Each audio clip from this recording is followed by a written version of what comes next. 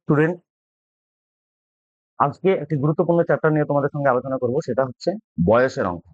তোমরা জানো যে প্রত্যেক পরীক্ষায় একটা চ্যাপ্টার থেকে অঙ্ক দেয়, সেটা হচ্ছে প্রবলেম অন এজ বা বয়সের অঙ্ক। তো এই বয়সের অঙ্ক কিভাবে সলিউশন করব আমরা, একদম ইজি পদ্ধতিতে, মাত্র কয়েক সেকেন্ড সময় লাগবে। তো সেটাই আজকে আমরা জেনে নেবো যে কিভাবে আমরা কয়েক সেকেন্ডের মধ্যে এই বয়সের অঙ্ককে সলিউশন করব।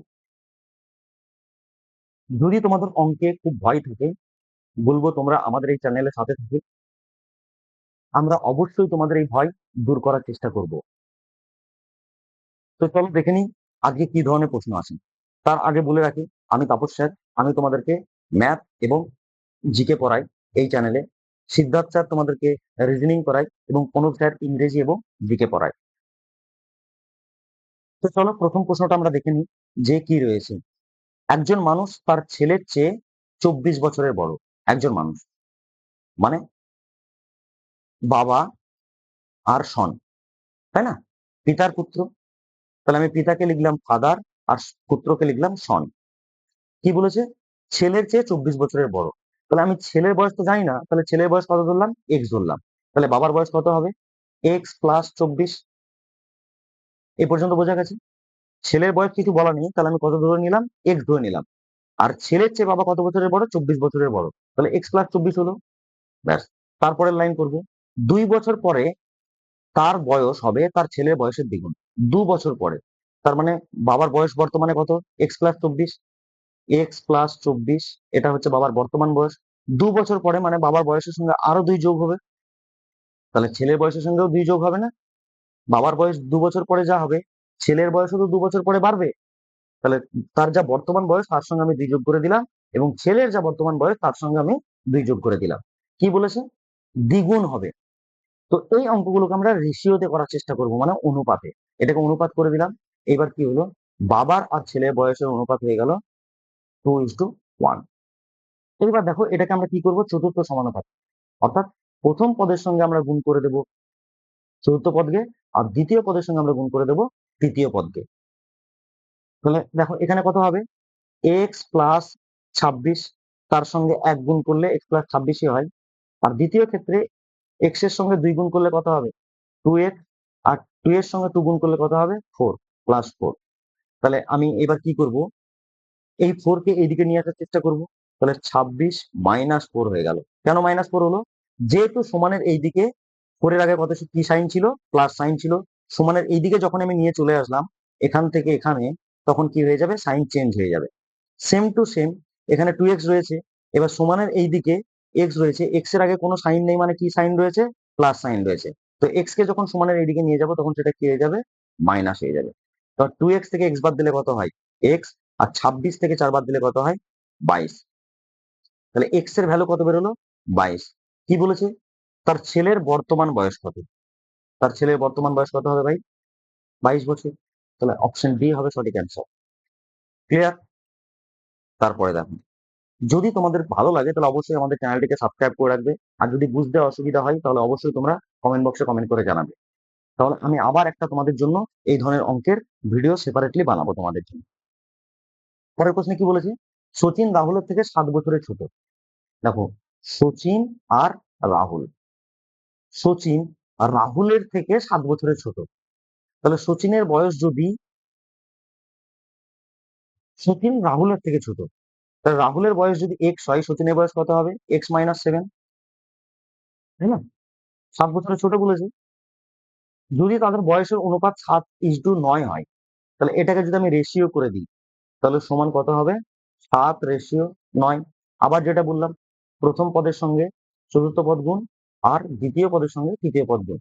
তাহলে আমার হচ্ছে 9 এর সঙ্গে এক্স গুণ করলে কত হয়? 9x। আর 9 এর সঙ্গে 7 গুণ করলে কত হয়? 7×9 = 63। আর এখানে 7 এর সঙ্গে এক্স গুণ করলে কত হবে? 7x। তাহলে এই 7x কে সমানের এদিকে নিয়ে আসবো, তাহলে কত হয়ে যাবে? -7x। আর এই 63 কে সমানের এইদিকে নিয়ে আসলে কত হয়ে যাবে? +63। তাহলে 9x থেকে 7x বাদ দিলে কত হয়? 2x সমান হচ্ছে 63। এবার x এর ভ্যালু আমার কত আসছে? 31.5। তাহলে এই যে x এর ভ্যালু আমরা পেলাম 31.5, এটা কার বয়স? এটা হচ্ছে রাহুলের বয়স। আর সচিনের বয়স কত হবে? না, এক্স এর যা ভ্যালু সেখান থেকে আমাকে 7 বিয়োগ করতে হবে। তাহলে 31.7 থেকে যদি আমি 7 বিয়োগ করি তাহলে আমার কত হবে? 24.5। তাহলে সচিনের বয়স কত? Option D. বুঝতে পারছো? যদি বুঝতে না পারো এই ভিডিওটিকে তোমরা পজ করে করে তোমরা বারবার দেখার চেষ্টা করো, তাহলেই দেখবে কতটা সহজ। জাস্ট অঙ্ক যেটা সেটা হচ্ছে এই কনসেপ্টটা, তারপরে কিন্তু জাস্ট ক্যালকুলেশন। পরের প্রশ্ন দেখো, একজন ব্যক্তির বর্তমান বয়স তার মায়ের বয়সে 2/5। তাহলে একজন ব্যক্তি মানে আমি কি লিখবো? সন এবং মাদার। তাহলে মায়ের বয়স যদি এক্স হয়, পুত্রের বয়স কত হবে? 2x/5, 2/5 বলেছে। এরপরে কি বলেছে? 8 বছর পরে তিনি তার মায়ের বয়সের অর্ধেক হবেন। 8 বছর পরে, তার মানে ছেলের বয়সের সঙ্গে 8 যোগ করে দেবো, আর মায়ের বয়সের সঙ্গে 8 যোগ করে দেবো। তাহলে 8 বছর পরের বয়স হয়ে গেল। এবার এটাকে যদি আমরা ক্যালকুলেশন করি, 5 লসাগু হবে, এটা হয়ে গেল 2x, এটা হয়ে গেল 5×8 = 40x, রেশিও x+8। এইবার দেখো অর্ধেক বয়স হবে মানে, তার মানে ছেলের বয়স যদি 1 হয়, মায়ের বয়স কত হবে? 2 হবে। এরপরে আবার সেই একই নিয়ম, প্রথম পদের সঙ্গে চতুর্থ পদ আর দ্বিতীয় পদের সঙ্গে তৃতীয় পদ গুণ। তাহলে এটাকে যদি আমি গুণ করে দিই তাহলে আমার কত হবে? 4x = 80/5 সমান x+8। এবার এই 5 সমানের এইদিকে ভাগ হয়ে আসে, সেই জন্য যখন এদিকে চলে যাবে কি হয়ে যাবে? গুণ হয়ে যাবে। অঙ্কটাকে আমরা এখান থেকে শুরু করছি। তাহলে প্রথমে হবে 4x+80 সমান হচ্ছে 5x+40। এই 4x কে এদিকে নিয়ে চলে আসলে হয়ে গেল x, আর এই 40 কে সমানের এদিকে নিয়ে চলে আসলে হবে 80 - 40। তাহলে x এর ভ্যালু আমার কত আসছে? 40। এইবার কি জিজ্ঞেস করেছে কোশ্চেনে? বর্তমানে মায়ের বয়স কত? তাহলে দেখো বর্তমানে মায়ের বয়স কত হবে? মায়ের বয়স কত ধরেছিলাম? এক্স ধরেছিলাম। তাহলে বর্তমানে মায়ের বয়স হচ্ছে 40 বছর। ক্লিয়ার? বুঝতে পারছো? তারপরে দেখো, দেখো একটা অ্যানাউন্সমেন্ট রয়েছে, সেটা হচ্ছে যারা তোমরা অঙ্গনওয়াড়ি কর্মী এবং অঙ্গনওয়াড়ি সহায়িকা পদের জন্য প্রস্তুতি নিচ্ছ, যাদের আবেদন করা হয়ে গেছে বা যা কোনো বিভিন্ন জেলাতে আবেদন বাকি রয়েছে, তারা যদি মনে করে যে প্রথম থেকে তোমরা প্রিপারেশনটাকে শুরু করবে, তাহলে তোমাদের জন্য আমরা সেপারেটলি একটা কোর্স চালু করেছি, সেটা হচ্ছে ফাউন্ডেশন ব্যাচ। তো এই ব্যাচে তোমরা অ্যাডমিশন নিতে পারো। এখানে তোমাদেরকে একদম বেসিক থেকে অ্যাডভান্স পর্যন্ত ম্যাথ, ইংরেজি, জিকে এবং তোমাদেরকে রচনা লেখানো শেখানো হবে। সেটা তোমরা লাইভ ক্লাস পাবে, রেকর্ডেড ক্লাস পাবে এবং প্রত্যেক ক্লাসের পিডিএফ নোট তোমরা পেয়ে যাবে। এই কোর্সের জন্য তোমাদের মাত্র দিতে হবে 399 টাকা। যারা যারা ইন্টারেস্টেড রয়েছে তারা ইমিডিয়েটলি তোমরা এই কোর্সটাকে পারচেস করে নাও। আর যদি এই কোর্স সম্পর্কে তোমাদের কিছু জানার থাকে, এই নম্বরে তোমরা ফোন করবে এবং এই নাম্বারে তোমরা হোয়াটসঅ্যাপ করবে। তো চলো দেখে নিই। তারপরে 10 বছর আগে বাবার বয়স ছিল ছেলের বয়সের 3 গুণ। তাহলে কি বলেছে কন্ডিশন? ফাদার আর সন। 10 বছর আগে, 10 বছর আগে কি বলেছে? বাবার বয়স ছিল ছেলের বয়সের 3 গুণ। মানে ছেলের বয়স যদি 1 হয়, বাবার বয়স কত হবে? 3 হবে। 3 গুণ হচ্ছে না? তারপরে কি বলেছে? 10 বছর পর পিতার বয়স তার পুত্রের বয়সের দ্বিগুণ হবে। তার মানে এটা আমি ধরে নিলাম পিতার বয়স হচ্ছে 3x আর পুত্রের বয়স হচ্ছে x বছর। এরপরে দেখো, এই যে 3x আর x টা আমি ধরছি কবেকার বয়স? এটা 10 বছর আগেকার। মানে সাপোজ ধরো আজকে 2024 সাল চলছে, তার মানে 10 বছর আগে মানে কত? 2014। তাহলে 2014 সালে বাবার বয়স ছিল 3x বছর। তাহলে 2024 সালে বাবার বয়স কত হবে? 3x+10 হবে না? এই 3x+10 মানে কি হলো? 2024 সালের বয়স হলো। এরপরে বলেছে 10 বছর পরে। 10 বছর পর মানে কত? 2034 সালে। তাহলে এই 2024-এ যে বয়সটা রয়েছে, সেই বয়সের সঙ্গে আমাকে কি করতে হবে? আরো 10 বছর যোগ করতে হবে না? তবেই 2034 সালের বয়স আমি পেলাম। এটা বোঝা গেল? যদি বোঝা যায় তাহলে এটাকে আমরা ডাইরেক্ট লিখে দিলাম 3x+10+10। সেম টু সেম উত্তরের ক্ষেত্রে কি হবে? x+10+10। এইটাকে যদি আমরা রেশিও করি কি হবে? না, পুত্রের বয়স দ্বিগুণ হবে। তার মানে পিতার হলে 2 হলে পুত্রের কত হবে? 1 হবে। সেম অঙ্ক, চতুর্থ পদের সঙ্গে প্রথম পদ আর দ্বিতীয় পদের সঙ্গে তৃতীয় পদ গুণ হয়ে যাবে। তাহলে এটা আমি লিখতে পারি 3x+20, আর এটাকে আমি লিখতে পারি 2x+10। 40। 2x প্লাস 40 কেন? দেখো x আছে, x এর সঙ্গে 2 গুণ হলে কত হবে? 2x হয়ে যাবে। আর এই 10 10 যোগ করলে 20 হবে। তাহলে 20 এর সঙ্গে 2 গুণ করলে কত হবে? 40 হবে। তাহলে এই 2x কে যখন আমি সমানের এইদিকে নিয়ে আসবো, তখন সেটা কত হয়ে যাচ্ছে? x হয়ে যাচ্ছে। আর এই 20 কে যখন আমি সমানের এইদিকে নিয়ে যাচ্ছি, তখন 40 থেকে 20 বাদ হয়ে যাচ্ছে। তাহলে x এর ভ্যালু কত হচ্ছে? 20। এইবার দেখো এখানে কি জিজ্ঞেস করেছে, তোমরা যদি অপশনে 20 বছর অ্যান্সার থাকে, তোমরা কিন্তু প্রথমেই ভুল করে বসবে। তাদের বর্তমান বয়সের অনুপাত কত হবে?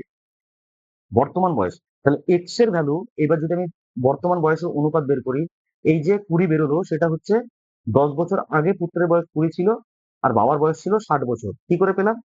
3x ছিল, তাই না? তাহলে বর্তমানে আসতে গেলে আমাকে কি করতে হবে? পিতার বয়সের সঙ্গে 10 বছর যোগ করতে হবে, পুত্রের বয়সের সঙ্গে 10 বছর যোগ করতে হবে। তার মানে 30 আর 70। এটাকে যদি রেশিও করা হয়, 0 0 কেটে গেল, 7:2। তাহলে অপশন বি হবে সঠিক অ্যান্সার। বুঝতে পারছো? খুব একটা জটিল অঙ্ক নয়। আমি বলছি বলে তোমাদের সময় লাগছে। তোমরা যদি এটাকে কয়েকবার প্র্যাকটিস করো, তাহলে দেখবে তোমাদের মাত্র কয়েক সেকেন্ডের মধ্যে হয়ে যাচ্ছে। তারপরে দেখো, একজন পিতা এবং তার পুত্রের বর্তমান বয়সের যোগফল কত বলেছে? 60 বছর। তার মানে পিতার বয়স আর পুত্রের বয়সের যোগফল হচ্ছে 60 বছর। প্রথম লাইনের কন্ডিশন অনুযায়ী এটা পেলাম। 6 বছর আগে বাবার বয়স ছিল ছেলের বয়সের 5 গুণ। 6 বছর আগে, 6 বছর আগে কি ছিল? ফাদার ইজ টু সন কত ছিল? 5 গুণ। মানে ছেলের বয়স 1 হলে পরে বাবার বয়স কত ছিল? 5। তাহলে এটাকে যদি আমি এক্স এক্স করে নিই, তাহলে 5x আর 1x। তাহলে বর্তমানে আসতে গেলে কি করতে হবে? 6 বছর যোগ করতে হবে। তাহলে 5x প্লাস 6, এটা হচ্ছে পিতার বর্তমান বয়স। আর এক্স প্লাস 6 এটা হচ্ছে পুত্রের বর্তমান বয়স। এবার দেখো এই দুজনকে যদি আমি যোগ করে দিই, তাহলে বর্তমান বয়সের যোগফল কত বলেছে? 60 বলেছে না? এরপরে আমি কি লিখবো? 5x plus 6 plus x plus 6 সমান হচ্ছে 60। তাহলে 5x এর সঙ্গে x যদি যোগ করা হয়, তাহলে কত হলো? 6x। আর এই 6 যোগ করলে কত হয়? 12 সমান হচ্ছে 60।